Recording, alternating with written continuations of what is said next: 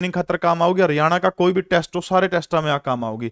Haryana GK है, national GK है, current affair, सारा सिस्टम आपने जो है इसमें इस क्लास में देखने को मिलेगा। देखो भाई, पहला प्रश्न क्या कहना चाहो है, प्रस्तुत पंक्तियों में कवि क्या कहना चाहो है, पहले प्रश्न में देखो क्या है।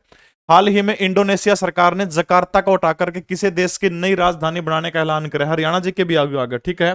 तो भाई इंडोनेशिया एक देश आप सभी ने बेरा है, दुनिया का सबसे बड़ा मुस्लिम कंट्री है, यानी सबसे ज्यादा मुस्लिम आबादी वाला देश है इंडोनेशिया। पीपुल्स कंसल्टेटिव विधानसभा जो है वो यहाँ की है, संसद का नाम है, ठीक है। और जो इंडोनेशिया जो है, इंडोनेशिया सबसे अधिक मुस्लिम आबादी वाला देश है, बहुत सारे द्वीप हैं जिनकी संख्या 14,000 से ज्यादा बताने का काम बहुत सारे लेखक करते हैं, जिनमें संसार के जो 10 बड़े द्वीप हैं उन बड़े द्वीपों के अंदर जैसे सुमात्रा है, जावा है, न्यू गुनी है, कालीमंटन है, ठीक है। सारे के सारे द्वीप जो है, जावा, सुमात्रा, ये सारे के सारे द्वीप जो है, कई बार पेपर में डायरेक्ट पूछ लिया जावा, सुमात्रा, ये द्वीप जो है कड़ा है, तो ये द्वीप कड़ा है इंडोनेशिया के अंदर, ठीक है। उत्तर आंदा हो तो बता दिया करो फटाफट, ठीक है। कालीमंटन है जो कर, कालीमंटन, ये सारे के सारे द्वीप जो है ये कड़ा है, तो ये इंडोनेशिया के अंदर है। द्वीप के वो है वो हिस्सा समुन्द्र में जिसका चुगरदा पानी हो, ठीक है। जो कर अपना ये हो गया अंडमान निकोबार द्वीप समूह हो गया भाई, इसका क्या है, चुगरदा पानी है। अपना लक्षद्वीप हो गया, चुगरदा पानी इसका, यानी वो हिस्सा जिसका चारों ओर पानी हो और बीच में सतला करते उभरी हुई हो, उसके ऊपर लोग रहते, वो क्या कहलावा है, द्वीप कहलावा, ठीक है। समझ में आ गई बात। तो वो जगह कौन सी है, नूसंतारा जो है ये जगह है, यानी अब अपनी राजधानी जो है, इंडोनेशिया की पुरानी राजधानी का नाम क्या है, जकार्ता है। और जकार्ता बदल के अब इंडोनेशिया ने अपनी राजधानी कौन सी बना ली है, नूसंतारा अपनी राजधानी को बनाने का काम किया है। लगभग 90% मुस्लिम आबादी वाला यह देश, आपको जानकर के ताज्जुब होगा, रामायण को अपना राष्ट्रीय ग्रंथ बताने से नहीं चूकता। रामायण को वो लोग जो कर अपना को नहीं होता, बालक पैदा हो जाओ तो बच्चा का वो करा करा भाई, अवन वगैरह करा करा, तो उस टाइम पर अगर इंडोनेशिया के अंदर बच्चा पैदा होता तो हजारों की संख्या में लोग बेरा क्या कर रहे हैं, रामायण का पाठ करवाते हैं। और जैसे रामायण के अंदर भगवान श्री राम की जो आदर्शवादी छवि है, देखो एक तो भगवान श्री कृष्ण की छवि होगी, अलग चीज दिखा रखी उनने, 12,000 रानी है, सारी चीज। उधर एक श्री राम जी का आदर्श चरित्र, उस आदर्श चरित्र को इंडोनेशिया के अंदर दिखाने का काम किया जाता है। और बच्चों के जन्म के ऊपर जो है वो रामायण का पाठ किया जाता है। इन 4-5 द्वीपों के नाम आपने याद रखना। एक बोरोनियो द्वीप है, उस द्वीप के आसपास जो है ये नूसंतारा है, लेकिन इससे नुकसान भी होगा, क्योंकि जो पर्यावरण है इस राजधानी को बनाने से बहुत ज्यादा पर्यावरण को नुकसान होगा। इन 4-5 द्वीपों के नाम याद रख लियो, न्यू मुनी है, सुमात्रा है, जावा है, कालीमंटन है, ये सारे के सारे द्वीप कड़े के हैं इंडोनेशिया के। तो नूसंतारा जो है या जकार्ता का उठाकर राजधानी बनाई है। नूकिनू पीडीएफ जो है जीके प्रवीण उड़ान मेरा टेलीग्राम चैनल है, उसको ऊपर दे दूंगा, गणी भड़क ना लियो। देखो भाई, हरियाणा के किस जिले का सीसा उद्योग द्वितीय विश्व युद्ध के समय से प्रसिद्ध है, ठीक है। सीसा उद्योग जो है पूछ रखा, हरियाणा का कौन सा जिला का सीसा उद्योग जो है, जो सेकंड वर्ल्ड वॉर जो था उस टाइम का प्रसिद्ध है, यह बात पूछ रखी है। तो फटाफट जो है ऑप्शन दे रखे हैं, जल्दी जल्दी बताने का काम करो, जिसने आवा हो बता दे रहे हो शाबाश। देखो, अंबाला, गुड़गांव, हिसार, रोहतक, इन 4 जिले दे रखे हैं। इन 4 जिलों के अंदर जो है सीसा उद्योग जो है किसका, दूसरा जो सेकंड वर्ल्ड वॉर जो था 1939 से लेकर के 1945 तक चला था, करोड़ों लोगों की जान जो है दूसरे विश्व युद्ध के दौरान चलेगी। और उनमें से जो है सीसा उद्योग पूछ रखा, कड़ा का फेमस है, अंबाला, गुड़गांव, हिसार या फिर रोहतक। तो सबसे ज्यादा सबसे पहले उत्तर जो दिया है वो अरुण कुमार ने दिया है, जो मैंने देखा है। तो जो अंबाला जो है, अंबाला के है, द्वितीय विश्व युद्ध जो है उसके समय से अंबाला का कौन सा उद्योग जो है प्रसिद्ध है, तो वो सीसा उद्योग है। वहां पे अंबाला की बात करें तो अंबाला को जो है मिक्सी सिटी भी कहा जाओ है, वैज्ञानिक नगरी कहा जाओ, सबने बेरा है। अंबाला के अंदर जो है लगभग 35 से 50% जो है वैज्ञानिक उपकरण जो है अकेला अंबाला जो है वो तैयार करने का काम करता है। इसके अलावा आगे एक प्रश्न देखा था एसएससी में, एक प्रश्न ये आया था कि हरियाणा के अंदर जो है कोरवी भाषा का मुख्य क्षेत्र कौन सा है, जरा कोरवी भाषा बोली जाओ है। तो याद रखना अपना, कोरवी भाषा का मुख्य क्षेत्र जो वो क्या है, वो अंबा नगरी, अंबाला जो है वो किसका है, कोरवी भाषा का मुख्य क्षेत्र कौन सा है, अंबाला है। यह चीज आपने ध्यान रखनी है। दूसरा, अंबाला के अंदर जो है एक शहीद स्मारक बनाया गया है, जिसमें शहीदों की याद जो है उसको संजोने का काम किया गया है फ्रोजन टीयर के नाम से। किसके नाम से है, फ्रोजन टीयर, ठीक है, फ्रोजन टीयर।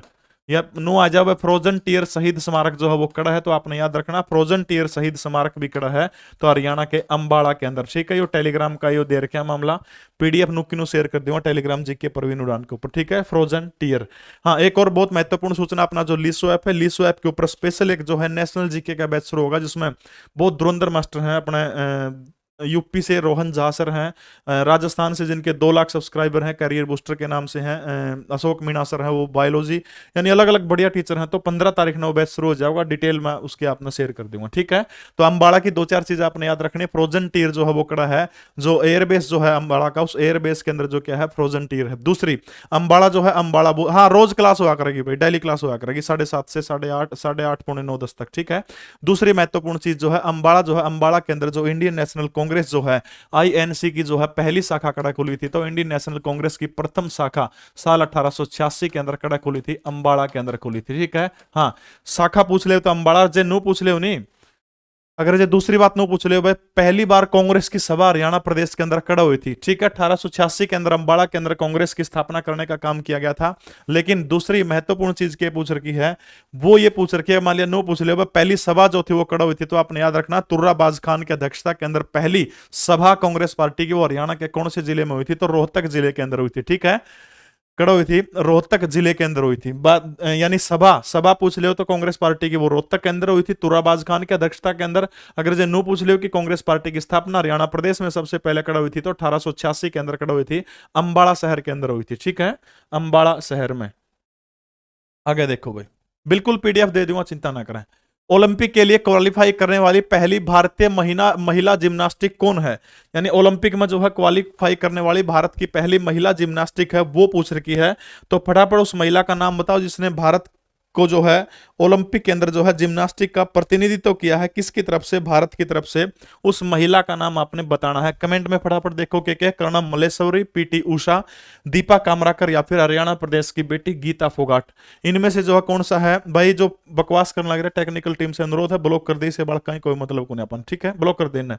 तो बताओ शाबाश, कर्णम मल्लेश्वरी, पीटी उषा, दीपा कमराकर, या फिर गीता फोगाट, जिसने ओलंपिक के अंदर जो है भारत का प्रतिनिधित्व करने का काम किया था, किसमें, जिम्नास्टिक के अंदर। और वो बता दूं आपने, उस लड़की का जो उपनाम जो है वो किस नाम से प्रसिद्ध है, तो वो लड़की है गोल्डन गर्ल के नाम से प्रसिद्ध है, ठीक है।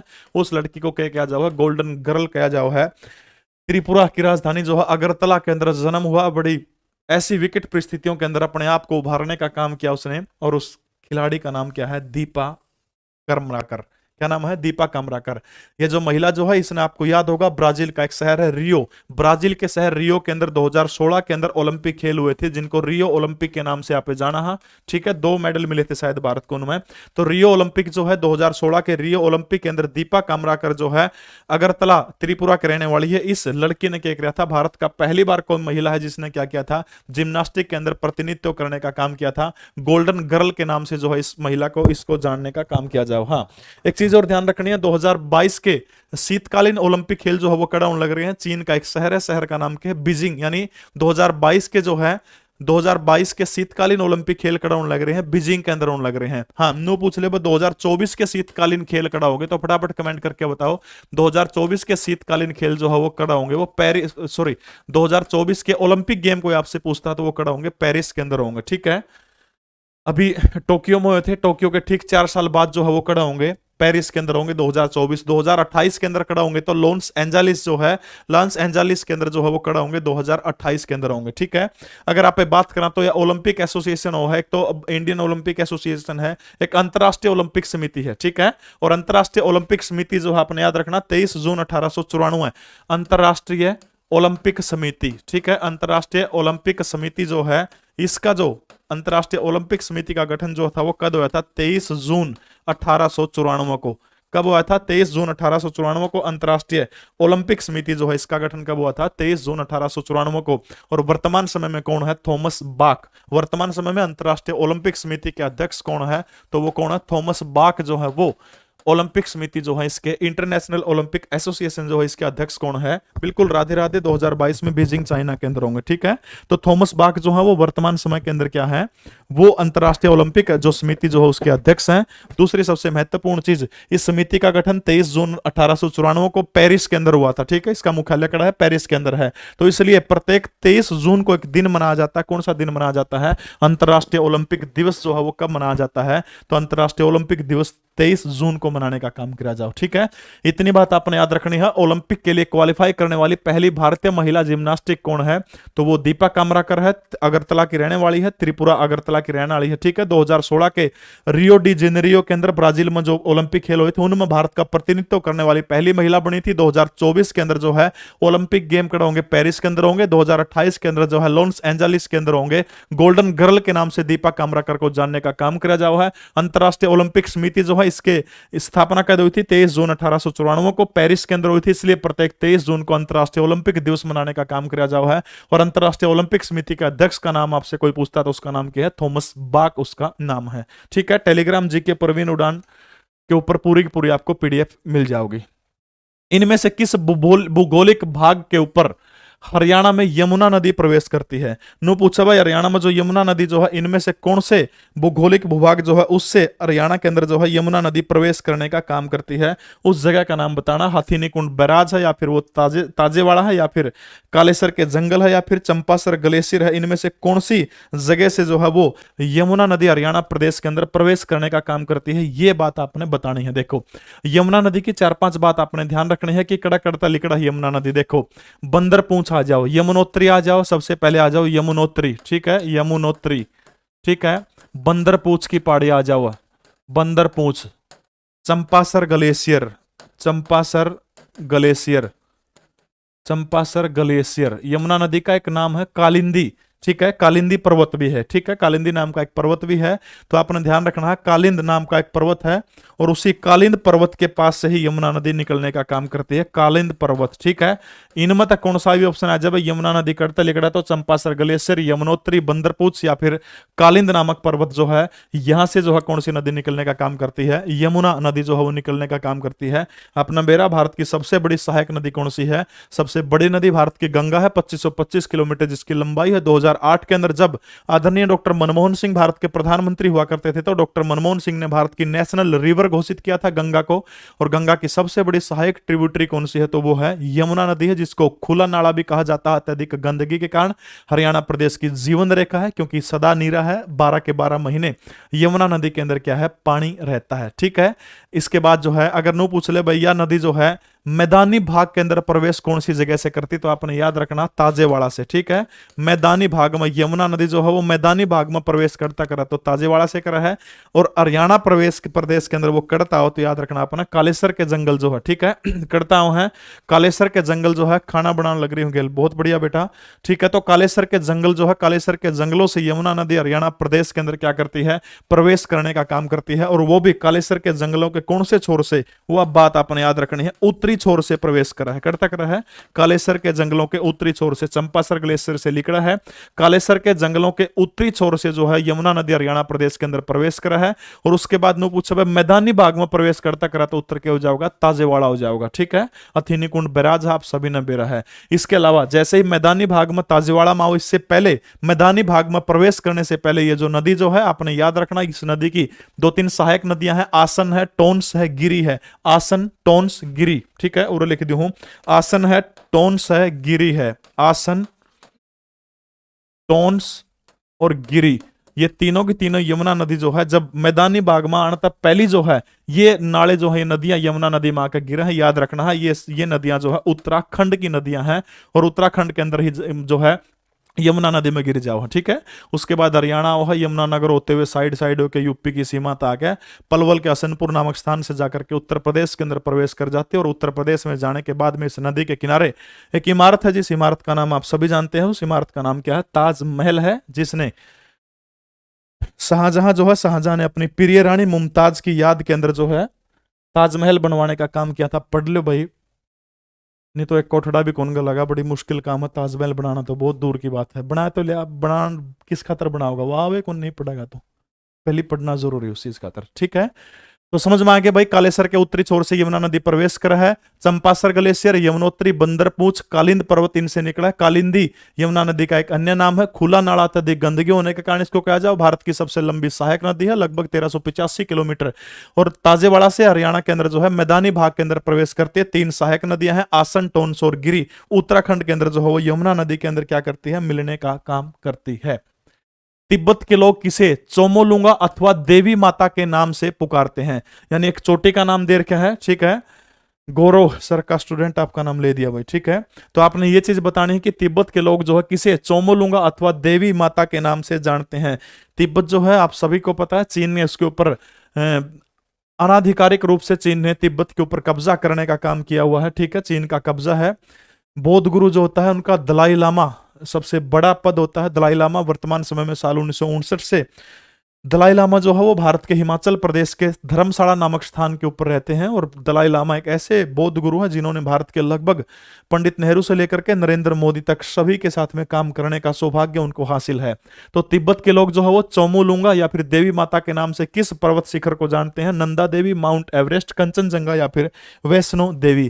तो आपने ध्यान रखना है वो कौन सी है, क्योंकि वो जो है माउंट एवरेस्ट है, ठीक है, हिमालय की सबसे ऊंची चोटी है। हिमालय की सबसे ऊंची चोटी कौन सी है? तो माउंट एवरेस्ट जो है वो हिमालय पर्वत श्रेणी की सबसे ऊंची चोटी है, माउंट एवरेस्ट। जॉर्ज एवरेस्ट नाम का एक अधिकारी था। कंचनजंगा गलत उत्तर है।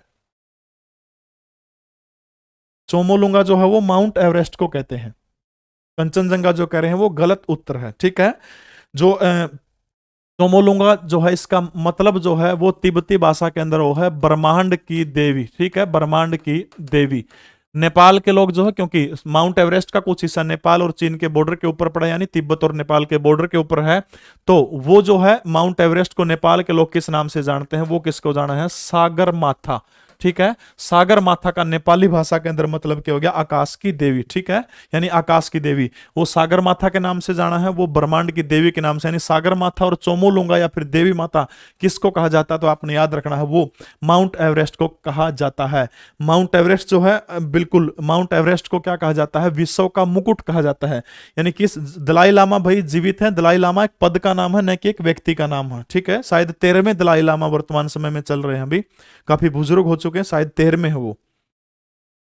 हाँ दीपक पुनिया, बिल्कुल आप सही कह रहे हैं। सागर माथा और चोमोलुंगा, ठीक है। विश्व का मुकुट किसको कहा जाता है? माउंट एवरेस्ट को जो है विश्व का मुकुट कहा जाता है। दो चार चीजें आपने और याद रखनी है, ठीक है। संतोष यादव कड़ा की रहने वाली थी, फटाफट बताओ, जिसने 2 बार चढ़ाई करने का काम किया था, 1992 और 1993 के अंदर। संतोष यादव वो कहाँ की है? फटाफट बताने का काम करिएगा। संतोष यादव किस जिले से संबंध रखती है? ये बात बताइए। बस 1992-93 में जिसने 2 बार चढ़ाई करने का काम किया था। एडमंड हिलेरी और तेंजिंग नोर्गे, ये दोनों पहले व्यक्ति थे जिन्होंने इस के ऊपर चढ़ाई करने का काम किया था। 2 कौन कौन है? एडमंड हिलेरी और दूसरा नाम कौन सा है? तेंजिंग नोर्गे। और वर्तमान समय में भारत के अंदर जो पर्वतारोहियों को एक अवार्ड दिया जाता है जिसका नाम क्या है? तेंजिंग नोर्गे अवार्ड। अभी हाल ही में 2021 या 20 के अंदर किसको मिला था? अनीता कुंडू, हिसार जिले के फरीदपुर गांव की बेटी को यह अवार्ड मिला था।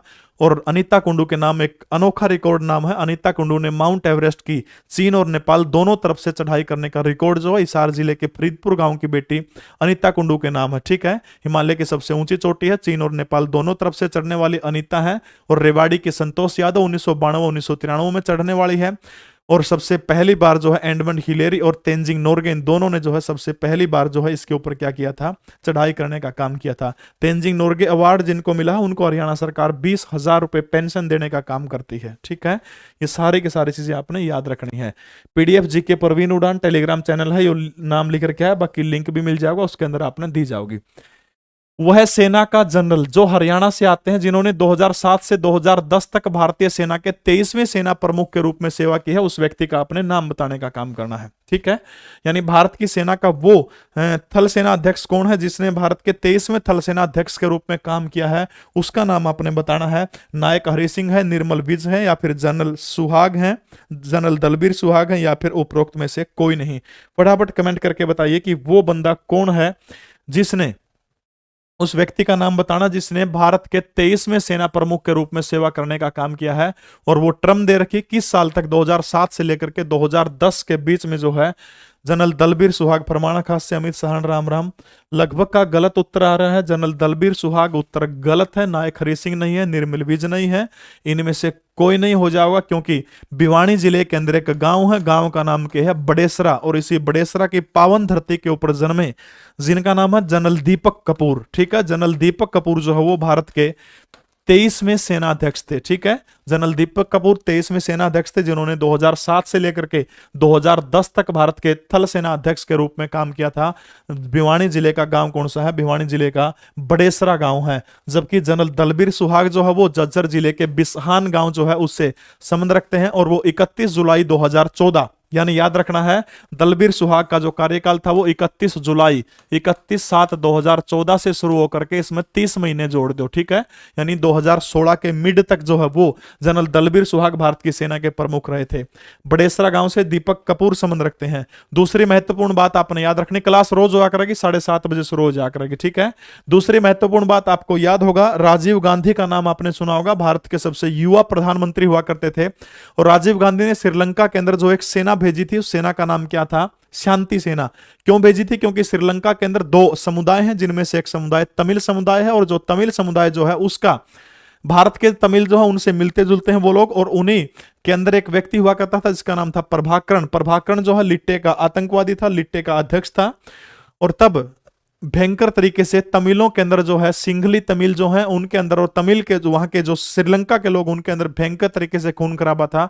तब राजीव गांधी ने प्रभाकरण के साथ में बात करके, वही प्रभाकरण जिनका राजीव गांधी की हत्या करने में सबसे अहम रोल है, उसी प्रभाकरण जो है राजीव गांधी उनको मिलने के लिए दिल्ली बुलाते हैं। दिल्ली के अशोका होटल के अंदर एक मीटिंग होती है प्रभाकरण और राजीव गांधी के बीच में, और उस मीटिंग के अंदर यह तय किया जाता है कि श्रीलंका के अंदर शांति सेना भेजी जाएगी, श्रीलंका की सेना वहां से निकल आएगी, और जो विद्रोही कह लीजिए उनकी भाषा में जो तमिल लोग जो है सिंघली तमिल लोग हैं, वो क्या करेंगे? वो हमारी भारतीय सेना के साथ में मिलकर काम करेंगे। वो एक अलग प्रदेश की बात कर रहे थे। और देखिए जिंदगी की ताजुब देखिए, जिसमें अशोका होटल से बाहर प्रभाकरण राजीव गांधी से मिलकर निकल रहे थे, तो राजीव गांधी के 17 साल का एक अबोध बेटा जिसका नाम आप राहुल गांधी है, राहुल गांधी क्या करते हैं? प्रभाकरण को अपने पिता की बुलेट प्रूफ जैकेट सौंपने का काम करते हैं कि आपको काम आएगी। और वही प्रभाकरण आगे चल करके 20 मई को 1991 तमिलनाडु के श्री पेरमंदूर के अंदर मानव बम से हत्या करवा देता है राजीव गांधी की। यानी अपने पिता की बुलेट प्रूफ जैकेट सौंपने का काम किया था, उसी की हत्या करवा देता है 1991 के अंदर मानव बम के द्वारा। 2009 में प्रभाकरण जो है श्रीलंका की सेना के हाथों मारा गया था। बस यह बात याद रखनी है, जनरल दलबीर सुहाग जो है इनका कार्यकाल जो है वो 31 जुलाई 2014 तक शुरू होकर 30 महीना का कार्यकाल था, यानी 2.5 साल और जोड़ दो, ठीक है। सीटी का नया बैच भाई चल रहा है, HSSC 08 के नाम से इब्बे आया था, लगभग 30-40 क्लास हुई है, और वो क्लास आपने रिकॉर्डिंग फॉर्म में मिल जाओगी, रिकॉर्डेड आप देख सकोगे सारे के सारे क्लास। तो नया बैच है HSSC 08 देख सको। हाल ही में केंद्र सरकार ने इंडिया गेट से अमर जवान ज्योति को स्थानांतरित करके किन की प्रतिमा स्थापित करने का काम किया? एक बार सारे के सारे शाबाश लाइक कर दो उसने सेशन ने, अरे लाइक तो जमाए कि मैंने चर्चा का अध्ययन करियो शाबाश। देखो, हाल ही में केंद्र सरकार के द्वारा इंडिया गेट से अमर जवान ज्योति को स्थानांतरित करके किसकी प्रतिमा स्थापित करने का काम किया है? याद करिए, जब अंग्रेजों ने इंडिया गेट का निर्माण किया था दिल्ली के अंदर, और उसके बाद जो है याद होगा आपको, जो प्रथम और द्वितीय विश्व युद्ध के अंदर जिन लोगों ने अंग्रेजी सेना की तरफ से जो भारत के लिए लड़े थे, अंग्रेजों की तरफ से लड़े थे, केवल उन्हीं लोगों के नाम जो है इस अमर ज्योति जवान ने इस इंडिया गेट के ऊपर लिखवाने का काम किया था, यानी उन्हीं लोगों को समर्पित था ये सारा का सारा।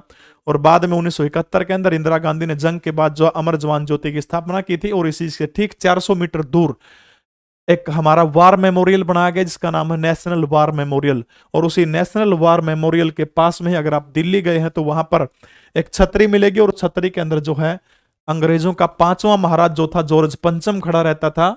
और अब जॉर्ज पंचम की मूर्ति को तो हटा दिया, वो खाली जगह थी, और उस खाली जगह के अंदर जो है 23 जनवरी 1898 को उड़ीसा के कटक के अंदर जन्मे महान नेताजी सुभाष चंद्र बोस की प्रतिमा स्थापित करने का निर्णय लिया है। बड़ा अच्छा काम केंद्र सरकार के द्वारा किया गया है कि जॉर्ज पंचम की जगह के ऊपर नेताजी सुभाष चंद्र बोस की प्रतिमा अमर जवान ज्योति के ऊपर जो है वो लगाने का काम किया था। बिल्कुल, जॉर्ज पंचम 1911 के अंदर हिंदुस्तान आया था, और उसी का स्टैचू लगाने का काम किया गया था। निम्नलिखित में से कौन सी मनीष जोशी बिस्मिल का एक प्रसिद्ध एकल थिएटर कार्य है?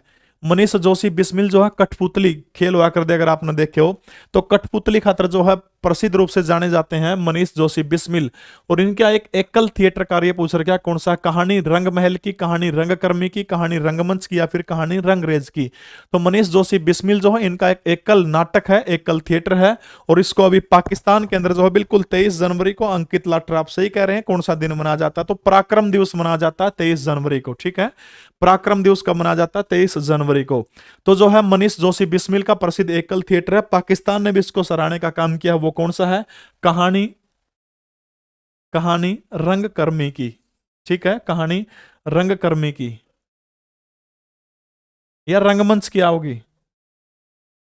रंगमंच क्या होगी? रंगकर्मी क्या होगी? बताओ शाबाश फटाफट। ये बी, मैंने बी का निशान ला दिया तो बी लगा दिया, बताओ शाबाश। रंगकर्मी कहने लगे। चलो ये मैं आप लोगों के लिए छोड़े जाता हूं, डिसाइड करके ऑफलाइन क्लास के बाद में आपने कमेंट करना है इस चीज के ऊपर। देखो भाई, हाल ही में कितने बच्चों को वर्ष 2022 का प्रधानमंत्री राष्ट्रीय बाल पुरस्कार मिला है? प्रधानमंत्री राष्ट्रीय बाल पुरस्कार जो है 5 साल से लेकर के 18 साल तक के बच्चों को देने का काम किया जाता है। 6 श्रेणियों के अंदर ये पुरस्कार दिया जाओ है। ठीक है, 5 साल से लेकर के 18 साल तक के बच्चे को यह पुरस्कार दिया जाता है। याद करिए, साल 1996 के अंदर जब पामुलपति वेंकटराव नरसिम्हा राव भारत के प्रधानमंत्री हुआ करते थे, साल 1996 के अंदर जो है प्रधानमंत्री राष्ट्रीय बाल पुरस्कार की स्थापना कब हुई थी? 1996 के अंदर हुई थी। 5 साल से लेकर के 18 साल तक के बच्चे जो है, 5 साल से लेकर के 18 साल के बच्चों को यह पुरस्कार दिया जाता है। कंडीशन ये है कि वो भारत देश का नागरिक होना चाहिए। ठीक है, भारत का नागरिक होना चाहिए, दूसरे देश में वो नहीं होना चाहिए। 6 श्रेणियों के अंदर इस पुरस्कार को देने का काम किया जाता है। 1 लाख रुपए इसके तहत इनामी राशि दी जाओ। 2018 में केंद्र सरकार ने जो है इसका नाम बदल दिया। इसका नाम बदल करके क्या कर दिया है? बाल शक्ति पुरस्कार। क्या नाम रख दिया है?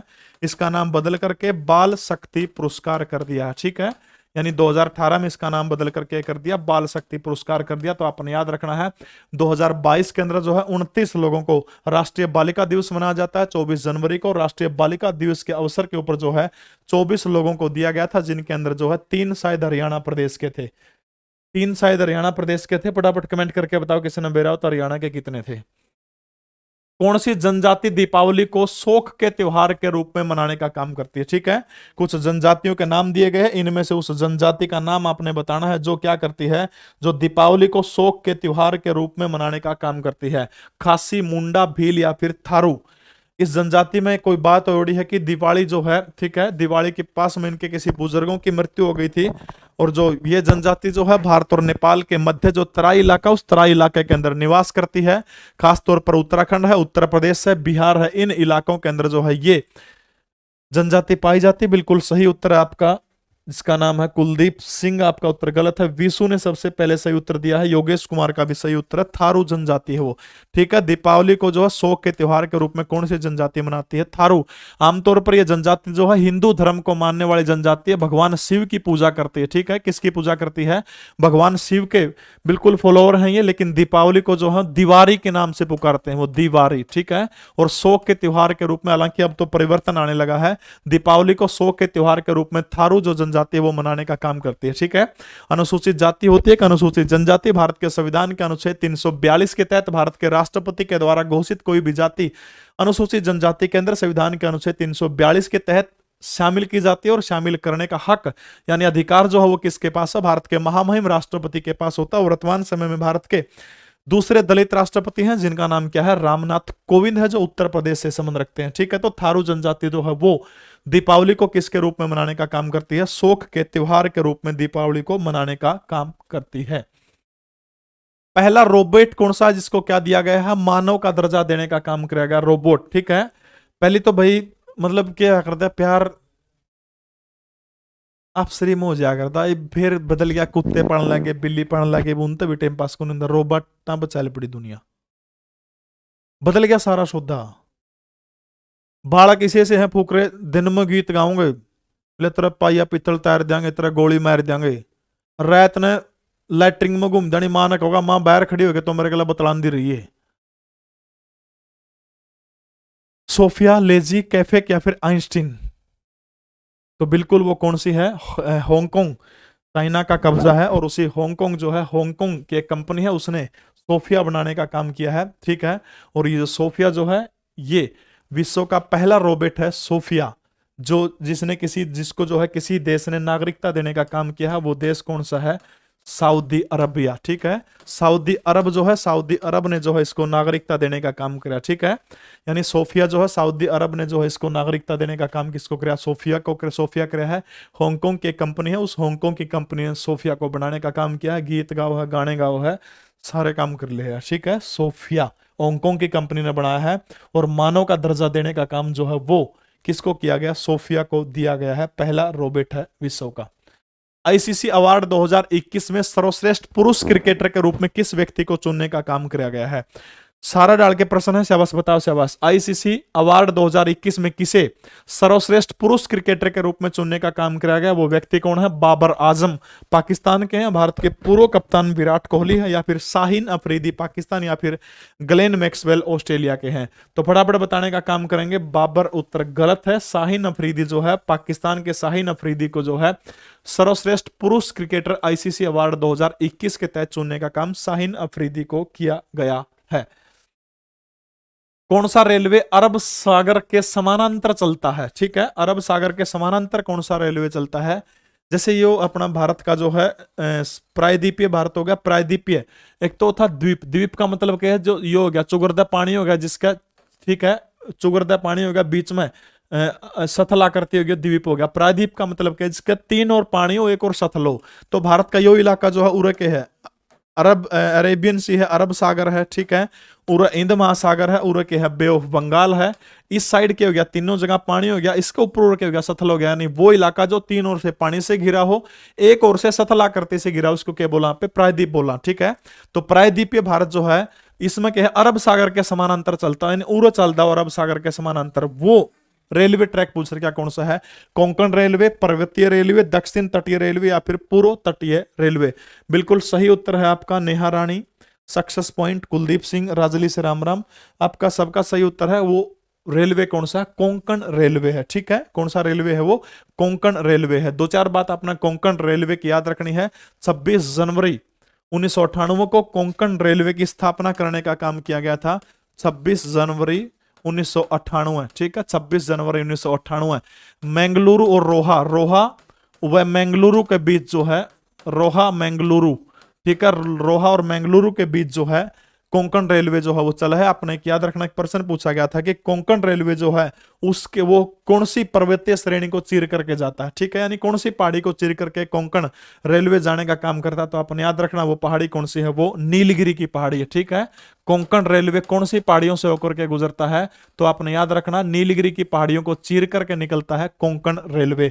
26 जनवरी 1998 के अंदर जो इसकी स्थापना हुई थी। बंबई के अंदर जो है कोंकण रेलवे का क्या है? हेड ऑफिस है। दो चार बात आप और याद रख सकते हो, जैसे भारतीय रेलवे का पिता किसको कहा जाता है? जॉर्ज स्टीफेंस जो है, जॉर्ज स्टीफेंस को भारतीय रेलवे का पिता कहा जाओ है। इंडियन रेलवे बोर्ड जो है साल 1905 के अंदर जो है इंडियन रेलवे बोर्ड की स्थापना हुई थी, ठीक है। शुभंकर की अगर मैं बात करूं तो शुभंकर जो है वो भोलू हाथू, ठीक है, भालू हाथी जो है, भोलू हाथी, वो भारतीय रेलवे का क्या शुभंकर है। और इसके अलावा भारतीय रेलवे का स्लोगन अगर मैं बात करूं तो राष्ट्र की जीवन रेखा जो है, राष्ट्र की जीवन रेखा जो है वो भारतीय रेलवे का स्लोगन है। आईआरबी की स्थापना 1905 के अंदर, इंडियन रेलवे बोर्ड की स्थापना कब हुई थी? साल 1905 के अंदर हुई थी। स्टीफेंस जो है, स्टीफेंस को भारतीय रेलवे का पिता कहा जाता है। कोंकण रेलवे नीलगिरी की पहाड़ियों को चीरते हुए जाती है।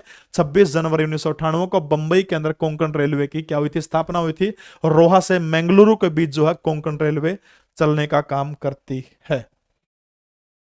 कौन व्यक्ति हाल ही में भारत के नए मुख्य आर्थिक सलाहकार नियुक्त किए गए हैं?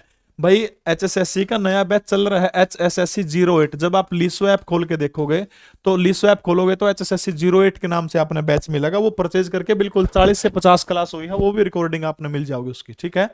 तो हाल ही में भारत के नए मुख्य आर्थिक सलाहकार किसको नियुक्त किया गया है? जे अशोक चोपड़ा, एम नीतीश मौर्य, टीवी श्रवण कुमार, या फिर वी अनंत नागेश्वरम, ठीक है। तो आपने याद रखना वी अनंत नागेश्वरम जो है कौन है? वी अनंत नागेश्वरम जो है वो भारत के नए मुख्य आर्थिक सलाहकार कौन नियुक्त किए गए हैं? डी बिल्कुल मोहित रोहिला रोहतक, आपका उत्तर बिल्कुल सही है। वी अनंत नागेश्वरम जो है वो भारत के नए मुख्य आर्थिक सलाहकार के रूप में चुनने का काम किया गया है। डुपोर्ट इंडिया एक कंपनी है, डुपोर्ट, ठीक है, वो क्या काम कर रहा है? विस्फोट बनाने वाली कंपनी, ठीक है। तो डुपोर्ट इंडिया जो है इसका मुख्यालय हरियाणा के कौन से जिले के अंदर? हरियाणा जी के आगे है। मिस्टर दोहन बिल्कुल, मिसेज दोहन बिल्कुल, देखो शाबाश। तो विस्फोट बनाने वाली कंपनी है जिसका नाम क्या? डुपोर्ट इंडिया। और डुपोर्ट इंडिया जो है इसका मुख्यालय हरियाणा के कौन से जिले के अंदर है? यह बात पूछ रखी है। यमुनानगर, गुड़गांव, अंबाला, या फिर हिसार के अंदर जो है, ठीक है। भाई ऐप खुल रही है, कोई दिक्कत नहीं है। आईफोन में नहीं है, एंड्रॉइड में है, कोई समस्या नहीं है। कविता यादव, आपका उत्तर सबसे पहले आया है, बिल्कुल। गुड़गांव जो हरियाणा का, गुड़गांव के अंदर जो है डुपोर्ट इंडिया का मुख्यालय है। और डुपोर्ट इंडिया क्या करती है? विस्फोट बनाने का काम करती है डुपोर्ट इंडिया। हाल ही में किस शहर में 100 चार्जिंग पॉइंट वाला भारत का सबसे बड़ा इलेक्ट्रॉनिक व्हीकल चार्जिंग स्टेशन खुला है? हरियाणा, करंट अफेयर का प्रश्न है और बहुत गजब का प्रश्न है। बताओ शाबाश, जल्दी करो शाबाश, बताओ। भारत का 100 चार्जिंग पॉइंट वाला सबसे बड़ा इलेक्ट्रॉनिक व्हीकल चार्जिंग स्टेशन, देखो पहली चीज आपने हरियाणा था, जवाब बात है हरियाणा की। हरियाणा का पहला इलेक्ट्रॉनिक व्हीकल चार्जिंग स्टेशन कड़ा खुला है, तो आपने याद रखना PKL पंचकुला में, ठीक है। दूसरा, हरियाणा का पहला सौर ऊर्जा से चलने वाला, ठीक है, यानी सौर ऊर्जा गांव में चार्ज हो सौर ऊर्जा वाला इलेक्ट्रॉनिक व्हीकल चार्जिंग स्टेशन यो कड़ा खुला है कर्ण झील करनाल में, ठीक है, कर्ण झील करनाल में। तीसरा प्रश्न इससे संबंधित क्या बन गया कि किस शहर में 100 चार्जिंग पॉइंट वाला भारत का सबसे बड़ा इलेक्ट्रॉनिक व्हीकल चार्जिंग स्टेशन वो कड़ा खुला है? तो वो गुरु द्रोण नगरी द्रोणाचार्य के अंदर जो है भारत का सबसे बड़ा इलेक्ट्रॉनिक व्हीकल चार्जिंग स्टेशन कड़ा खुला है, द्रोणाचार्य की नगरी कड़ा है, द्रोण के अंदर सेक्टर 52 गुड़गांव के अंदर खुला, ठीक है। NHEV national highway electronic vehicle जो एजेंसी है, NHEV किसने खोलने का काम किया है? तो नेशनल हाईवे इलेक्ट्रॉनिक वाहन जो है, ठीक है, vehicle national highway electronic vehicle NHEV के द्वारा इसको खोलने का काम करा। किसने खोला है? NHEV ने, ठीक है। तो 100 चार्जिंग पॉइंट वाला भारत का सबसे बड़ा electronic vehicle charging station NHEV जो खुला वो कड़ा खुला गुड़गांव के अंदर। तीन बात याद रखनी है, भारत का सबसे हरियाणा का सबसे पहला चार्जिंग स्टेशन कड़ा खुला था इलेक्ट्रॉनिक व्हीकल वाला पंचकुला के अंदर, सबसे अधिक ऊंचाई के ऊपर भी वो है। दूसरी बात आपने क्या याद रखनी है, सोलर जो यानी गांव में चार्ज हो क्या काराना गाड़ियां चार्ज करेगा वो कड़ा खुला करनाल करनाल के ऊपर। और भारत का सबसे बड़ा इलेक्ट्रॉनिक वाहन चार्जिंग स्टेशन वो कड़ा खुला है, तो वो कौन सी जगह है? वो गुड़गांव के सेक्टर 52 के अंदर, ठीक है, गुड़गांव सेक्टर 52। तूफानों का सागर का नाम किसे प्रदान किया गया है? तूफानों का सागर जो है वो ये नाम जो है ये नाम किसको दिया गया है? बिल्कुल दिल्ली से जयपुर हाईवे के ऊपर तूफानों का सागर अंटार्कटिक महासागर है, प्रशांत महासागर है, चंद्रमा के तल पर जल विहीन क्षेत्र को, या फिर इनमें से कोई भी नहीं।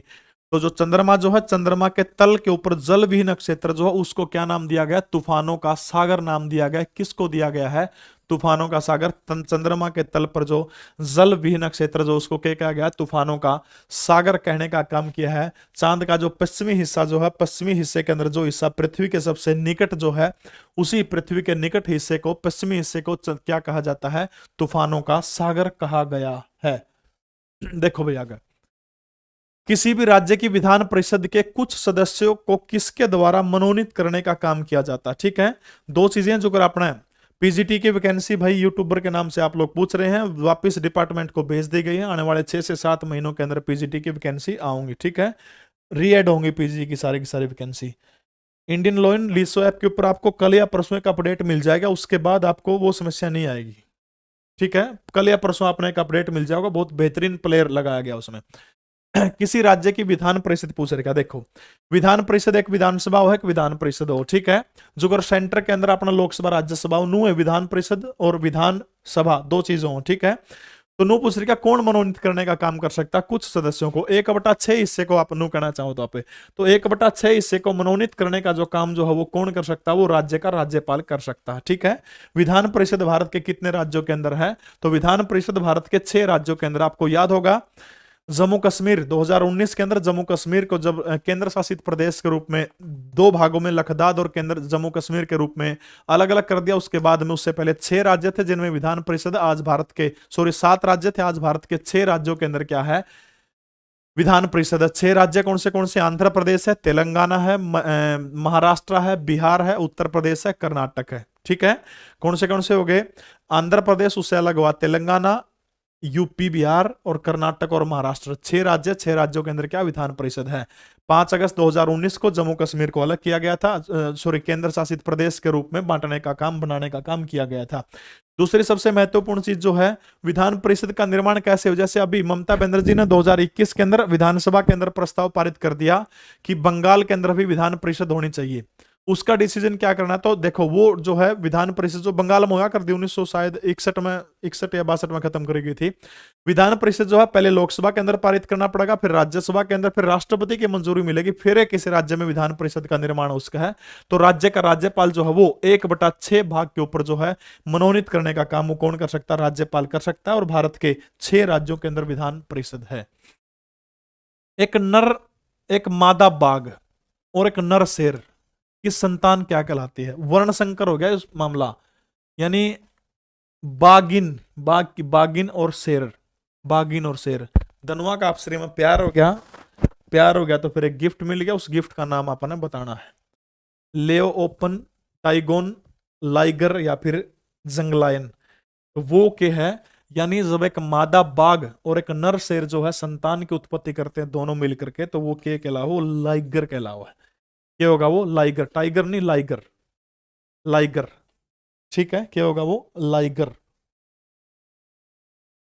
अगला प्रश्न देखो, स्वर्णिम चतुर्भुज योजना किससे संबंधित है। सड़क नेटवर्क से, रेलवे लाइन से, हवाई अड्डे के विकास से या फिर जल मार्ग के नेटवर्क से। फटाफट कमेंट करके बताओ, एक घूंट पानी पी लूं, जो पहले उत्तर देगा उसका नाम बोलूंगा। जल्दी जल्दी बोलो।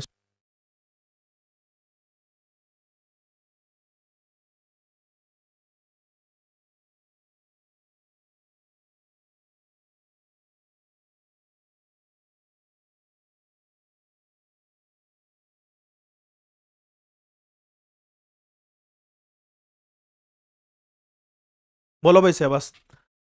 तो स्वर्णिम चतुर्भुज योजना जो है, इस योजना का नाम आपने बताना है, किससे संबंधित है। सड़क नेटवर्क, रेलवे लाइन नेटवर्क, हवाई अड्डा या फिर जल मार्ग। बोलो शाबाश फटाफट। विक्की, अंकित, सुनील, मिस पलक, सुनील, विक्की, पूजा, सब के उत्तर से ये बहुत इंटेलिजेंट बालक हो भाई। तो स्वर्णिम चतुर्भुज योजना जो है सड़क नेटवर्क को जोड़ने का काम करती है। सड़क नेटवर्क जो है कौन से नेटवर्क को जोड़ने का काम ये योजना करती है। मैप तो ईसाई बनाना हो है, लिखाई सकल दोनों बूंदी है, उस पर आ जाइयो। दिल्ली, दिल्ली से कोलकाता, कोलकाता से चेन्नई, ठीक है, पूरा चेन्नई हो गया। और उसके बाद फिर जयपुर, और इसको इस तरह से जो है देश को चारों ओर से जोड़ने का काम करती है स्वर्णिम चतुर्भुज योजना, ठीक है। ये एक सड़क नेटवर्क है और जिसकी कल्पना करने का काम किसके द्वारा किया गया था, अटल बिहारी वाजपेयी जो है, अटल बिहारी वाजपेयी के द्वारा जो है इसकी कल्पना करने का काम किया गया था। याद करिए 24 अक्टूबर को, 24 अक्टूबर 1998, ठीक है। दिल्ली, मुंबई, चेन्नई, कोलकाता, बिल्कुल दिल्ली, मुंबई, चेन्नई, कोलकाता, ठीक है। दिल्ली, मुंबई, थोड़ा उरा आ जाएगा बंबई, दिल्ली, मुंबई, चेन्नई, कोलकाता, इन चारों महानगरों को जोड़ने वाला जो है वो स्वर्णिम चतुर्भुज योजना 24 अक्टूबर 1998 को अटल बिहारी वाजपेयी ने घोषणा करने का काम किया था। लगभग 5840 किलोमीटर जो है इसकी टोटल लंबाई है, 5840 किलोमीटर इसकी लंबाई है। अटल बिहारी वाजपेयी भारत के वो प्रधानमंत्री है, याद करिए साल 2000 के अंदर एक योजना चलाई थी, सन 2000 के अंदर। उस योजना का नाम क्या है, प्रधानमंत्री ग्राम सड़क योजना। 2-3 बार पेपर में पूछ लिया, 86 नया, प्रधानमंत्री ग्राम सड़क योजना, ठीक है। प्रधानमंत्री ग्राम सड़क योजना जो है 2000 में शुरू करी गई थी। आपके गांव से एक दूसरा गांव, जो भी आपका पड़ोसी गांव लगा, उसमें एक लिंक रोड जानता होगा। और वो लिंक रोड जो है पहले कच्चे गमे हुआ कर दे, गमी बोल दो, रास्ता बोल दो, आपकी भाषा में और क्यों बोलते होंगे, ठीक है। तो वो कच्चे रास्ते जो है गांव से गांव को जोड़ने वाली योजना जो है प्रधानमंत्री ग्राम सड़क योजना अटल बिहारी वाजपेयी की ही देन है। हरिद्वार में पतंजलि योगपीठ की स्थापना किस वर्ष हुई थी। 2003, 2006, 2014, 2015।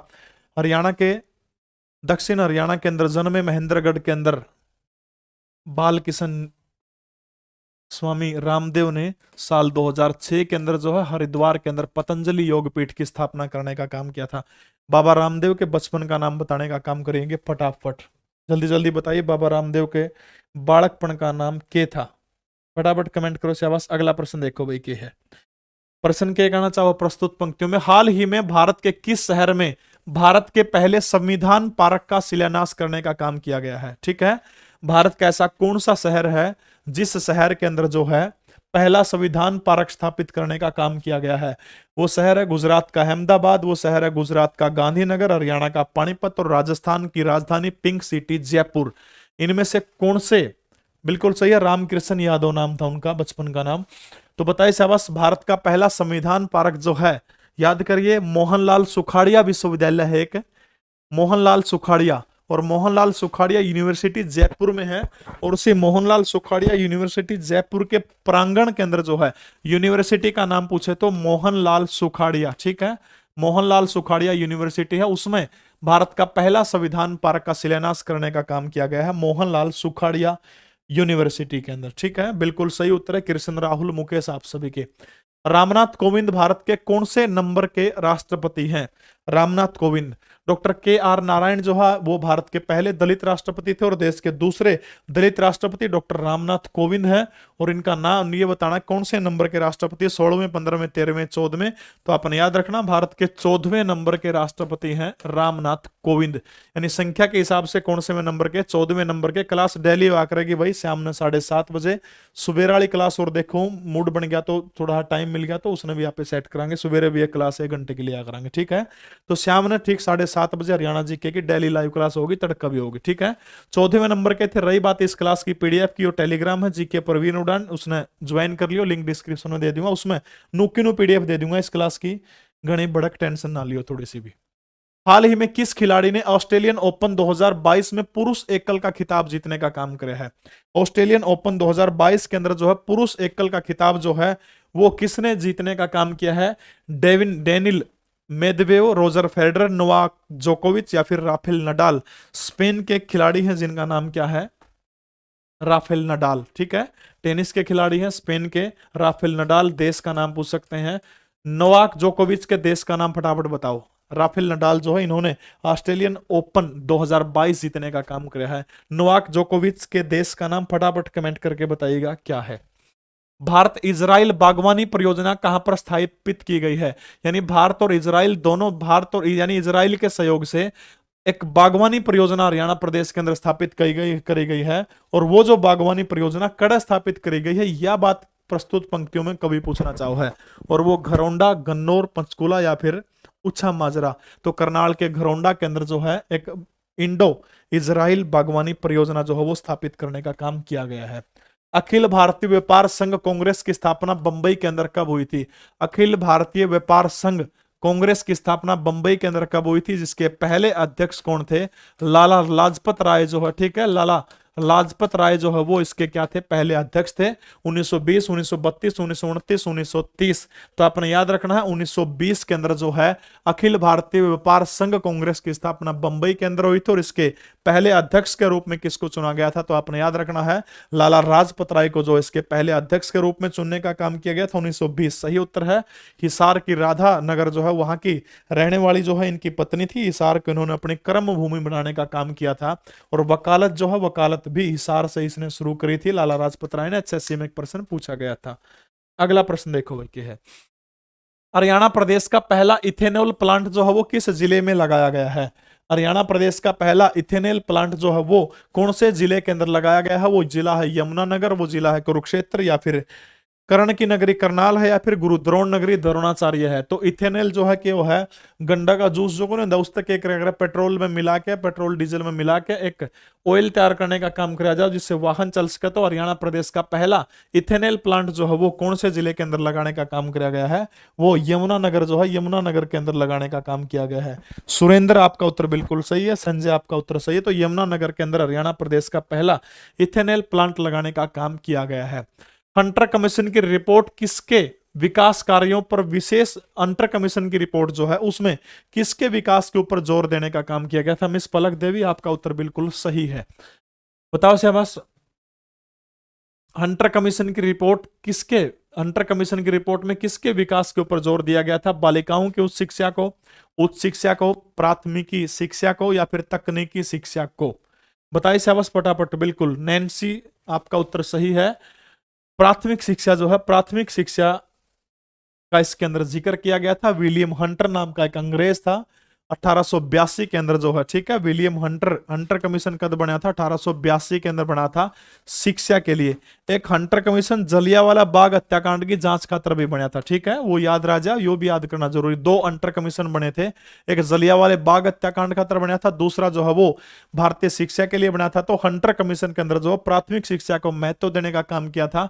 1882 के अंदर जो है हंटर कमीशन जो है हंटर कमीशन की स्थापना करने का काम किया गया था। इसी हंटर कमीशन को एक नाम से जाना जाओ है, भारतीय शिक्षा आयोग भी इसको कहा जाओ, ठीक है, भारतीय शिक्षा आयोग, ठीक है।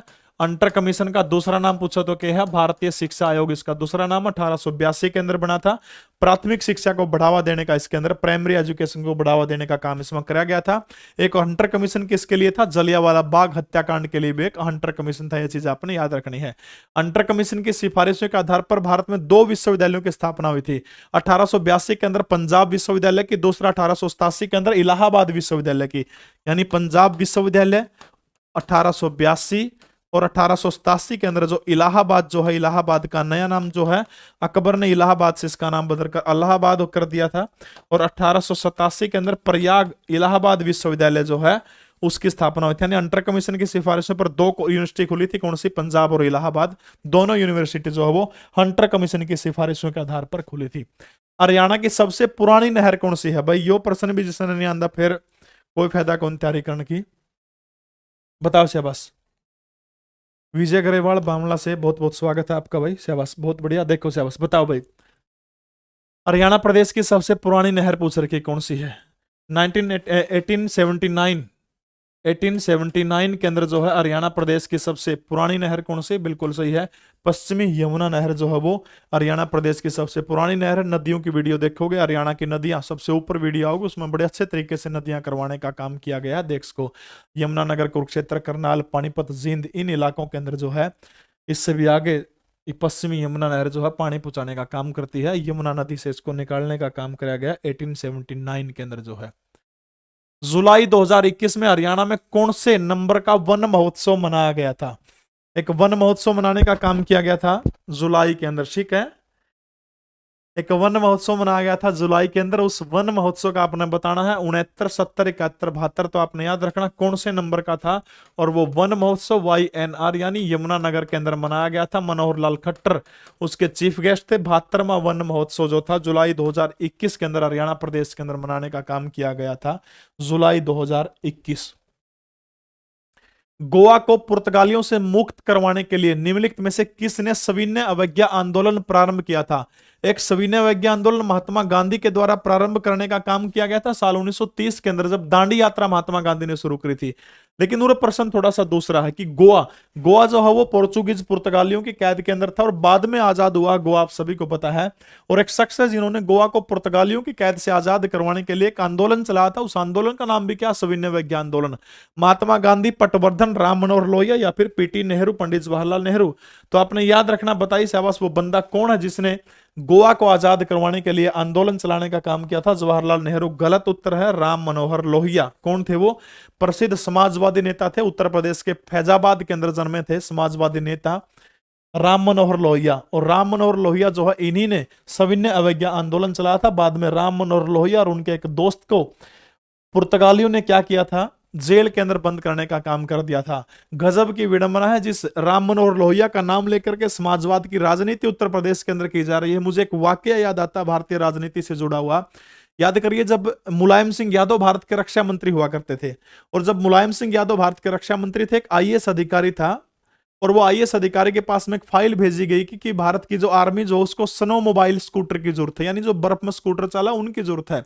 तब उस IAS अधिकारी ने कहा कि नहीं, अभी देश के पास इतना पैसा भी नहीं है और ना ही आवश्यकता है स्नो मोबाइल की, यानी उन स्कूटरों की जो बर्फ के ऊपर चल सके। राजनीति हमेशा किसी की नहीं होती, ना समय किसी का होता, समय बदला। जॉर्ज फर्नांडिस भारत के रक्षा मंत्री बने, अटल जी की सरकार थी शायद वो। जॉर्ज फर्नांडिस जब भारत के रक्षा मंत्री बने थे, क्योंकि जॉर्ज फर्नांडिस बिल्कुल अटल की सरकार थी, मुझे याद आता है जब कारगिल वार हुआ था उसमें भारत के रक्षा मंत्री जॉर्ज फर्नांडिस ही थे, जहां तक अगर मैं गलत ना हो तो। जॉर्ज फर्नांडिस का टाइम आ गया तो जॉर्ज फर्नांडिस ने क्या किया, उस IAS अधिकारी को बुलाया जिसने उस फाइल के ऊपर यह नोटिंग लगाई थी कि बे स्नो मोबाइल खरीदने की, स्कूटर खरीदने की जरूरत को नहीं। तब जॉर्ज फर्नांडिस ने उस IAS अधिकारी को कारगिल के अंदर उसकी पोस्टिंग कर दी और 4 महीने कारगिल के अंदर भेजा। पैरे पड़ गया ने बोला, उल्टा बुला ले, नहीं बोला 4 महीने ऑर्डर है क्या, फिर नो बताइए आर्मी के जवाना ने उस स्कूटर की जरूरत से को नहीं 4 महीना मगड़ा हफ्ता मंडी डागी बोलिया जी चक्का मंगवा लो मेरे पे काय साइन करवा लो मेरा उड़ता पेंडा छोड़ दो। लेकिन जॉर्ज फर्नांडिस ने छोड़ा नहीं। हर महीने कारगिल जाने वाले भारत के पहले रक्षा मंत्री थे। सिंपल वो प्लेन से चलते थे। सिंपल यानी इकोनॉमी क्लास जो होती है, बिजनेस क्लास, सिंपल जो यात्री जाया करते हैं उनके अंदर वो बैठ करके कारगिल के अंदर जाया करते थे जॉर्ज फर्नांडिस। राम मनोहर लोहिया ने सविनय अवज्ञा आंदोलन चलाने का काम किया था। उत्तर प्रदेश के फैजाबाद के अंदर इस महान शख्स का जन्म हुआ था। हरियाणा प्रदेश का पहला ग्रेन एटीएम, ठीक है, तो हरियाणा प्रदेश का अनाज का पहला एटीएम जो है वो कड़क खुला है, करनाल, पंचकुला, गुड़गांव, हिसार। तो हरियाणा प्रदेश का पहला ग्रेन एटीएम। अरे 1000 हो गए, करिए एक बार लाइक, बस हो गए। अरे वाह, बहुत गबरू बड़ कर दो, शाबाश। 1000 हो गए, शाबाश भाई। 938 हो जाओगे, 1000 आज पहला दिन है अपना। तो हरियाणा प्रदेश का पहला ग्रेन एटीएम जो है वो कड़क खोला गया। तो गुड़गांव का जो फर्रुख नगर जो है, गुड़गांव के फर्रुख नगर के अंदर हरियाणा प्रदेश का क्या खोला गया है, हरियाणा प्रदेश का पहला ग्रेन एटीएम जो है वो कड़क खोला गया। तो गुड़गांव के फर्रुख नगर के अंदर जो है हरियाणा प्रदेश का पहला ग्रेन एटीएम खोलने का काम किया गया है। कोलकाता से प्रकाशित उदंड मार्तंड अखबार का प्रकाशन किसके द्वारा किया गया था? आपको जानकर बड़ी प्रसन्नता होगी कि हिंदी भाषा का पहला समाचार पत्र जो है वो उदंड मार्तंड था, जिसको 30 मई 1826 को, 30 मई 1826, ठीक है, 30 मई 1826 को कलकत्ता से प्रकाशित करने का काम किसके द्वारा किया गया था?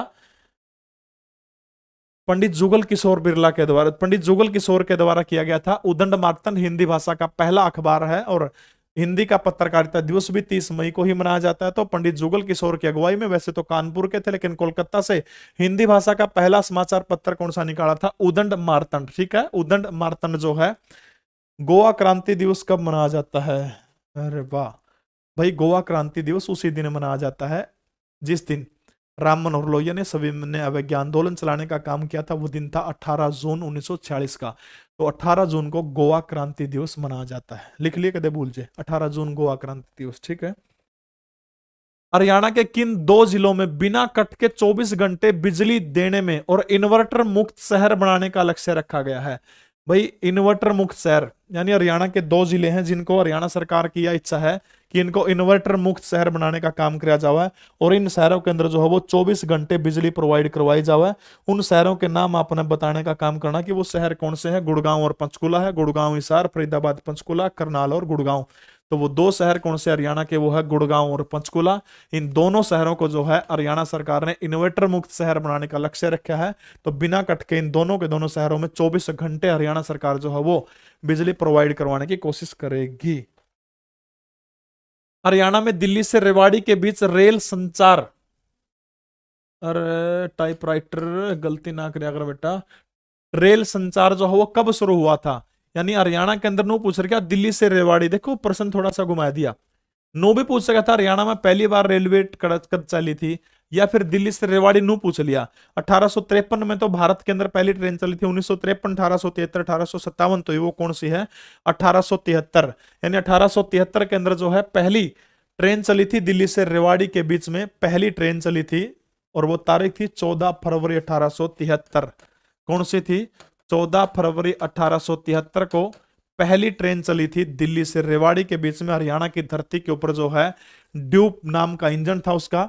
14 फरवरी वैलेंटाइन डे वाला दिन जो है, उस दिन भाई देखो 14 फरवरी ने वैलेंटाइन डे आने लग रहा है। जिसके पास में वैलेंटाइन डे के सामग्री उपलब्ध है उनको मैं वैलेंटाइन डे की शुभकामनाएं देता हूं। जिनके पास में सामग्री उपलब्ध नहीं है उनको हनुमान जयंती की शुभकामनाएं देता हूं, ठीक है। तो दिल्ली से रेवाड़ी के बीच में 84 किलोमीटर का यह सफर था। 14 फरवरी 1873 को ड्यूब नामक इंजन के द्वारा जो है इसको तय करने का काम किया गया था और इसको चलाने का काम जो है वो राजपुताना मालवा रेलवे के द्वारा किया गया था, ठीक है। राजपुताना मालवा रेलवे, ठीक है, राजपुताना मालवा रेलवे के द्वारा जो है इसको चलाने का काम किया गया था, ठीक है। राजपुताना मालवा रेलवे, ठीक है, Rajputana Malwa railway. Telegram channel मिल जाएगा, चिंता ना करें, ठीक है। राजपुताना मालवा रेलवे जो है इसके द्वारा इसको चलाने का काम किया गया था, ठीक है। 2-3 बात और आपने याद रखनी है। इसे दिन ठीक है। इसे दिन जो है किस दिन 14 फरवरी 1873 एक और ट्रेन चली थी गढ़ी हरसरू से लेकर के फर्रुखनगर तक। और जो गढ़ी हरसरू से लेकर के फर्रुखनगर तक जो ट्रेन चली थी उस ट्रेन का निर्माण जो हो नमक ढोने के लिए अंग्रेजों ने करवाया था। गढ़ी हरसरू से फर्रुखनगर तक लगभग 12.3 किलोमीटर जो है उसकी क्या थी, उस ट्रैक की लंबाई थी। ठीक है। यह जो ट्रेन चली थी दिल्ली से रेवाड़ी के बीच में, यह विश्व की पहली ट्रेन थी जो कौन सी टेक्निक के ऊपर थी, मीटर गेज के ऊपर। ठीक है। यानी दो पटरियों के बीच में जो, जिस तरह ये रेलवे पटरी होगी, ठीक है, इनके बीच में जो है न्यूनतम दूरी जो है 1000 mm जो है इतनी होनी चाहिए। तो विश्व की पहली मीटर गेज ट्रेन अपना हरियाणा की धरती के ऊपर चली थी दिल्ली से रेवाड़ी। ठीक है। यानी विश्व की प्रथम मीटर गैरेज ट्रेन जो है, मीटर गेज ट्रेन जो है वो कड़ा चली थी, यानी मध्यम लाइन जिसको बोलते हैं, मध्यम लाइन। ठीक है। मध्यम लाइन बोलते हैं भाई। 14 फरवरी वालों जो ब्लैक डे को मैं आपका दर्द समझता हूं, मेरे पे क्यों मिला आज तक, मेरे पे क्या भड़को मैंने थोड़ा कि मैं गिरे है। ठीक है। तो मध्यम लाइन बोलते हैं यानी दो पटरियों के बीच में 1000 mm की दूरी हो। मीटर गैरेज ट्रेन विश्व की पहली जो थी वो दिल्ली से रेवाड़ी के बीच में चली थी। राजपुताना मालवा रेलवे के द्वारा चला गया था। ड्यूब वो इंजन था पहले वाला, और दिल्ली से रेवाड़ी के बीच में 84 किलोमीटर का इसने क्या किया था, सफर तय किया था इसके द्वारा। दूसरी चीज आपने दो चार बात और याद रखो। 15 जनवरी 2015 की बात है। ठीक है। तो 15 जनवरी 2015 को भारत की पहली सीएनजी ट्रेन जो थी वो रेवाड़ी से रोहतक के बीच में चली थी। ठीक है। रेवाड़ी से रोहतक के बीच में भाई सारे याद है, गणी प्रवचन देने की कोशिश ना करे, पुलवामा भी याद है, सारी चीज याद है, गणी भड़कना ले हुआ सारे दिन सीरियस ना रहा अगर जिंदगी में। ठीक है। हाँ, यानी 15 जनवरी 2015 को भारत की पहली सीएनजी ट्रेन जो है वो रेवाड़ी से रोहतक के बीच में चली थी। इसके अलावा अभी एक ट्रेन चलाने का संकल्प रेलवे ने लिया है, भारत की पहली हाइड्रोजन वाली ट्रेन। तो भारत की पहली हाइड्रोजन आधारित ट्रेन जो है वो भी हरियाणा प्रदेश में चलेगी, कड़तक तक चलेगी, सोनीपत से जींद के बीच में। भारत की पहली हाइड्रोजन ट्रेन जो है वो सोनीपत से जींद के बीच में चलेगी। ठीक है। तो 1873 के अंदर वो ट्रेन पहली बार चली थी। चंडीगढ़ का जाकिर हुसैन रोज गार्डन जो है वो कौन से सेक्टर के अंदर है, सेक्टर 1, सेक्टर 3, सेक्टर 17, सेक्टर 16। तो सेक्टर 16 के अंदर है। 1967 के अंदर जाकिर हुसैन रोज गार्डन की स्थापना की गई थी। ठीक है। समुद्रगुप्त काल के सिक्के हरियाणा के किस स्थान के ऊपर पाए गए? गुप्त वंश का एक महान शासक हुआ करता था जिसका नाम जो है समुद्रगुप्त था। समुद्रगुप्त को धर्म की प्राचीर कहा जाता है, कवि कहा जाता है। समुद्रगुप्त गजब के कवि थे, लेखक थे, शायर थे, बहुत बड़े व्यक्ति थे। और समुद्रगुप्त जो है इनके सिक्के हरियाणा प्रदेश के किस स्थान से पाए जाते हैं? ठीक है। तो वो कहां पाए गए थे? भिवानी जिले का मिथ्याथल जो है, मिथ्याथल से जो समुद्रगुप्त के सिक्के पाए गए थे। गुप्त काल के शासक थे। गुप्त काल को जो है संस्कृत का सुनहरा काल कहा जाता है। ठीक है। संस्कृत का सुनहरा काल कहा जाता है। भारतीय इतिहास का स्वर्णिम काल भी गुप्त काल को कहा जाता है। देवी देवताओं की मूर्तियां या फिर भारत में मंदिर निर्माण कला जो है वो भी गुप्त काल से शुरू हुई थी। इसके अलावा जो है भारत में वेदों को जो है कलमबद्ध करने का काम भी गुप्त काल के दौरान किया गया था। तो समुद्रगुप्त के सिक्के हरियाणा के भिवानी जिले के मिथ्याथल से हमें क्या हुए, प्राप्त हुए हैं। क्लास तक भी होगी भाई। ठीक है। बंकिम चंद्र चटर्जी के द्वारा 1873 में स्थापित एवं संपादित बंगाली मासिक पत्रिका का नाम क्या था? ये वही बंकिम चंद्र चटर्जी हैं जिन्होंने भारत का प्रसिद्ध राष्ट्रगीत लिखने का काम किया था, जिसको हम वंदे मातरम के रूप में जानते हैं। बंकिम चंद्र चटर्जी की एक बेटी हुआ करती थी, हमेशा पापा से वो बहस करते थे कि पापा आप कहते हो देखना ये गीत भारत का राष्ट्रगान बनेगा, लेकिन ये तो आपने अंग्रेजी भाषा में इतना कठिन लिखने का काम कर दिया है। लेकिन वो राष्ट्रगान तो नहीं बन सका, भारत का राष्ट्रगीत बना था। बंकिम चंद्र चटर्जी देश की आजादी से पहले देश को छोड़कर चले गए। बंग दर्शन नामक एक मासिक पत्रिका उन्होंने निकालने का काम किया था, जिसका नाम क्या है? बंग दर्शन। मोहित रावल आपका उत्तर सबसे पहले आया, बिल्कुल सही है। हरियाणा प्रदेश का पहला राष्ट्रीय रोग नियंत्रण केंद्र कहां पर स्थापित किया जाएगा? हरियाणा करंट अफेयर का प्रश्न है। हरियाणा का पहला राष्ट्रीय रोग नियंत्रण केंद्र, हरियाणा प्रदेश का पहला राष्ट्रीय रोग नियंत्रण केंद्र जो है वो हरियाणा के अंदर पहली बार कड़ा खुलेगा, अंबाला, हिसार, करनाल या फिर पंचकुला के अंदर। तो हरियाणा प्रदेश का पहला राष्ट्रीय रोग नियंत्रण केंद्र जो है हरियाणा के अंबाला जिले के अंदर बनेगा। ये प्रश्न पूछ चुके हैं HSSC। तो अंबाला के अंदर जो हरियाणा प्रदेश का पहला राष्ट्रीय रोग नियंत्रण केंद्र, अंबाला जिले का एक गांव है, शायद ध्यान से निकल गया, अगर किसी का याद हो तो फटाफट बताने का काम करिएगा। अंबाला का कौन सा गांव है जिसमें वो राष्ट्रीय रोग नियंत्रण केंद्र बनेगा? हाल ही में हरियाणा के किस जिले के जंगलों में प्राचीन गुफा चित्रों की खोज करी गई है? हरियाणा के कौन से जिले के अंदर जो है प्राचीन गुफा चित्रों की खोज करने का काम किया गया? वो जिला गुड़गांव हो सकता है, वो जिला भिवानी हो सकता है, या फरीदाबाद, या फिर मेवात।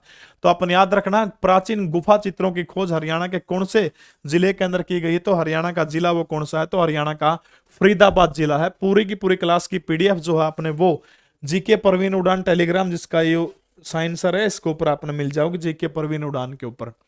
हरियाणा में चिश्ती संप्रदाय की स्थापना करने का काम किस बंदे ने किया था?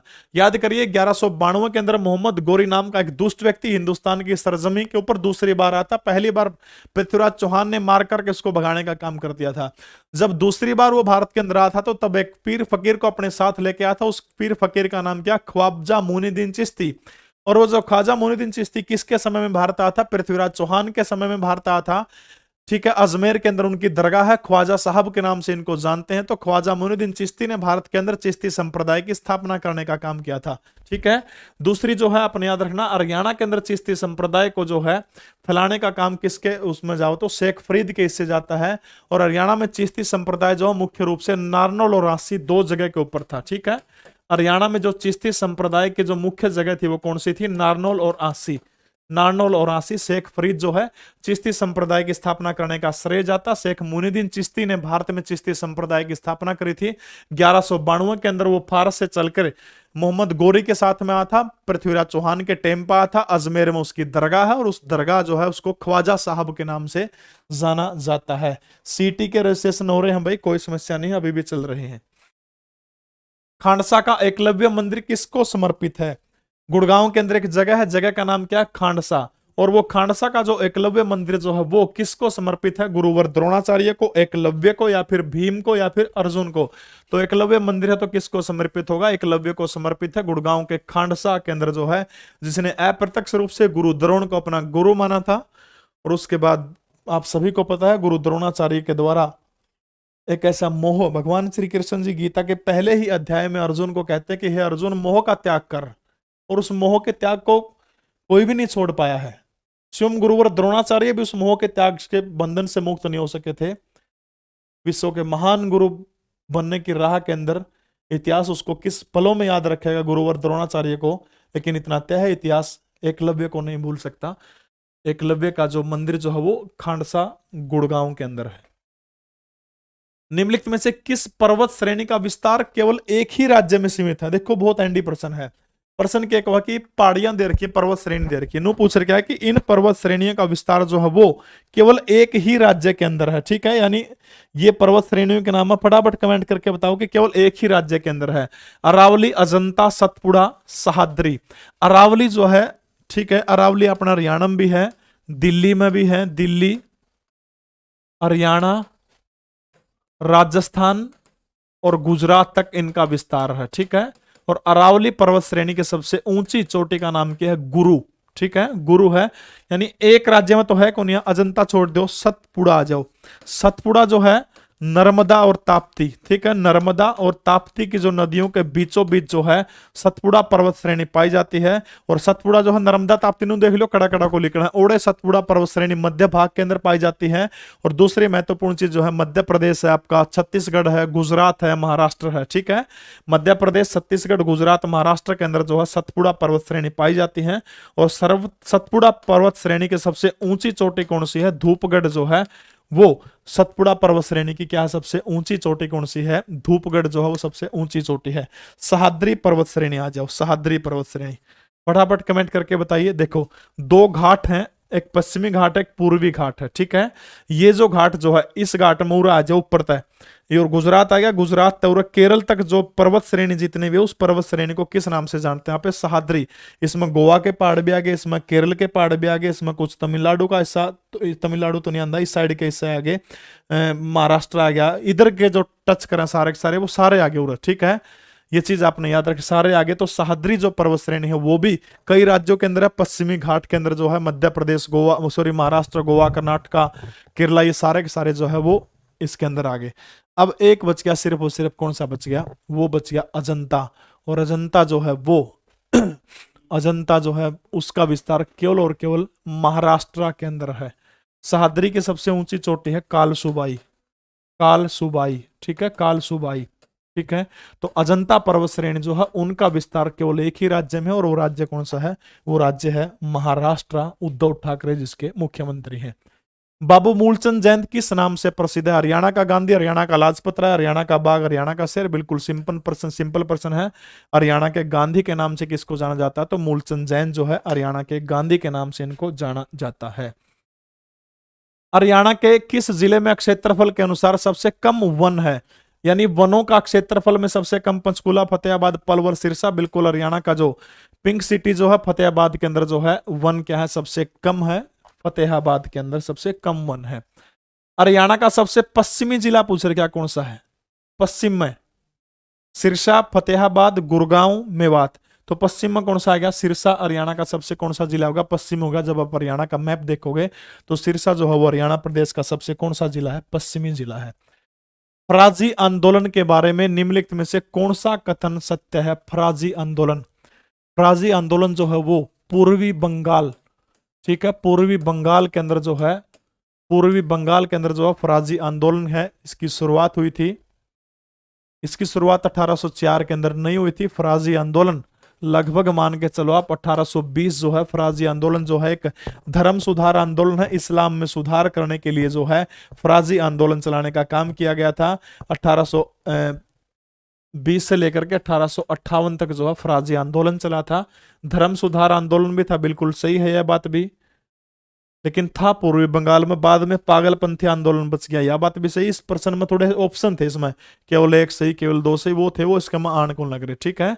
तो ये चीज आपने याद रखनी। फराजी आंदोलन जो था वो इस्लाम में सुधार के लिए शुरू किया गया था शरीयत उल्लाह के द्वारा, ठीक है। हाजी शरीयत उल्लाह के द्वारा, हाजी शरीयत उल्लाह के द्वारा फराजी आंदोलन शुरू किया गया था। उसके बाद दादू मीर जो थे इसके क्या थे? वो प्रमुख नेता थे, दादू मीर। अरे रुक जा, 14 फरवरी आ जाएगी। 4-5 जनवरी ने एक छोरा का स्टेटस ले रहा, वह छोरी कड़ गई बिना नहीं कड़ पाओगी। मैं बेटा 14 जनवरी ने संक्रांति ने घर आए आ जाएगी, उड़ जाके मिल के 10 रुपये दिया ही उसने, कड़िया कौन जहरी वाह। अगला प्रश्न देखो भाई, निम्न में से किसे क्षत्रियों का भामाशाह कहा जाता है? गजब का प्रश्न है भाई। क्या होगा? पलवल।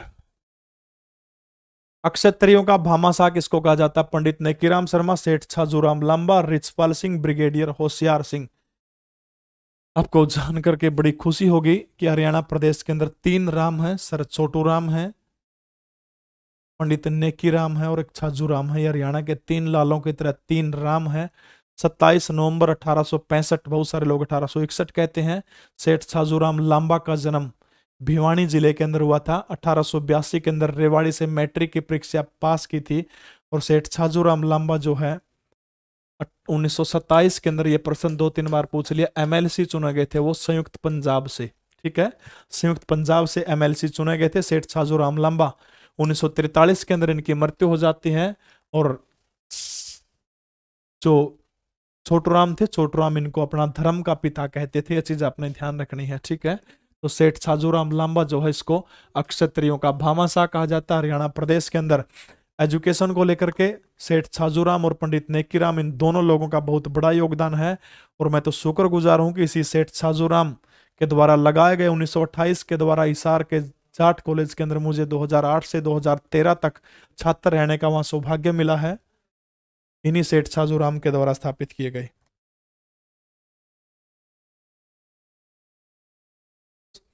सेठ छाजूराम लांबा इसका उत्तर हो जाएगा, ठीक है। तो ये चीज आपने ध्यान रखनी सारे की सारी। तो क्लास किसी लगी भाई कमेंट जरूर कर दियो, सारे के सारे वीडियो ने लाइक करियो, शेयर करियो। तड़का फिर मिलांगे ठीक सांझ ने 7:30 बजे, जिसने नहीं बेरा उनने भी बता दियो सारे ने, ठीक है। तो जय श्री राम भारत। हाँ बिल्कुल, जूट किंग भी कहा जाओगा हरियाणा का, इनको जूट किंग के नाम से भी जाना जाता है, ठीक है। तो तड़का मिलांगे 7:30 बजे, तब तक के लिए जय हिंद, शुभ रात्रि, भारत माता की जय हो, वंदे मातरम।